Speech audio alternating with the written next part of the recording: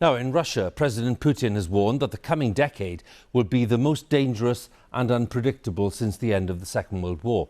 Speaking in Moscow, he defended Russia's actions in Ukraine and claimed that the Russian economy had survived the worst of the sanctions imposed by the West. He went on to accuse the former UK Prime Minister Liz Truss of being a girl out of her mind to talk about the use of nuclear weapons. Our Russia editor Steve Rosenberg reports from Moscow. His war in Ukraine has not gone according to plan. But more than 8 months in, from Vladimir Putin, there were no regrets, no remorse. He blamed the West for the conflict and made only passing reference to the human cost of his invasion. Of course, there's been a price to pay, primarily the losses connected to the special military operation. I'm always thinking about that. There are economic costs too, but there are enormous gains.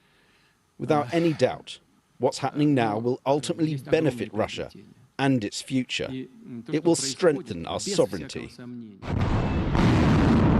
Strength is what the Kremlin leader is trying to project.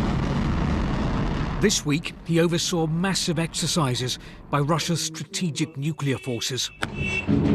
A clear message to the West: don't mess with Moscow. President Putin was reminded he'd once said that in a nuclear war, Russians would go to heaven and the enemy to hell. We're in no rush to go to heaven, are we? He asks. There's a long pause. Your silence is worrying me, he says. I paused on purpose, so that you'd be worried. Vladimir Putin rejected Western accusations he's been engaged in nuclear saber-rattling. Russia, he claimed, had nothing to gain from a nuclear strike on Ukraine. But the fact remains that on the day of the invasion, he'd issued a very public warning. Any country that gets in Russia's way, he said, would face consequences the like of which they'd never experienced in history. And the warnings continue.